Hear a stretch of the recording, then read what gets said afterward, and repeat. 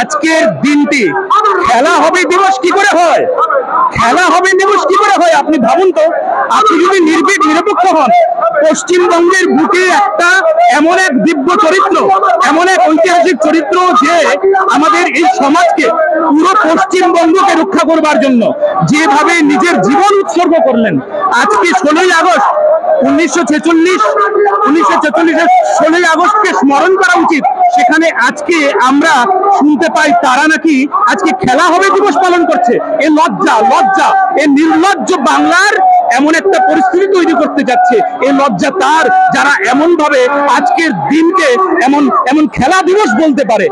এই কেমন কেমন কেমন কথা, যে কথায় আমাদের আমাদের আমাদের আমাদের ঘৃণা হয়। ঘৃণা সকল সনাতনী শুধু নয়, একটা সাধারণ মানুষকেও যদি জিজ্ঞেস করা হয় আজকের এই দিনটা খেলা দিবস কি করে হয়, এটা আপনি ভাবুন। যদি আমরা এটা রোধ করতে না পারি, যদি সকল সনাতনীরা যদি এমন রুখে না দাঁড়াতে পারি, দুয়ারে রুখে না দাঁড়াতে পারি। কেউ বলছে না দুয়ারে পাকিস্তান, দুয়ারে আনন্দ, দুয়ারে সুখ, দুয়ারে অমুক, মানে সুযোগ নিয়ে এসেছে দুয়ারে, কিন্তু দুয়ারের ওপারেই কিন্তু পাকিস্তান দেখতে পাই।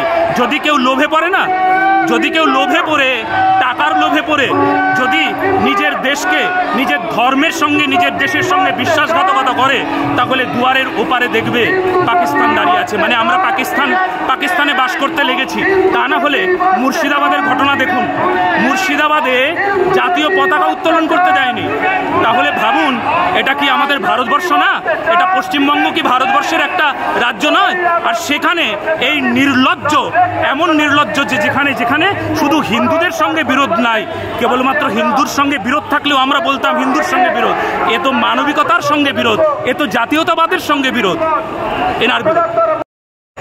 এ আমাদের লজ্জা, সেই লজ্জাকে আজকে আমরা ঢেকে রাখতে পারছি না, কারণ লজ্জা হলে লজ্জাকে ঢেকে রাখে। কিন্তু আজকে লজ্জাকে আমরা প্রকাশ করে দিচ্ছি যে এমন নির্লজ্জ ইতিহাস যেন আবার পরবর্তীতে না আসে।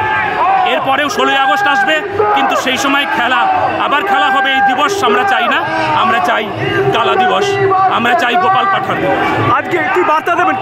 আজকে এটাই দিলাম যে সকল সনাতনীরা এখন এক হোক, আর তারা লোভে পড়ে নিজের দেশ, নিজের রাজ্য, নিজের ধর্মকে যেন বিসর্জন না দেয়।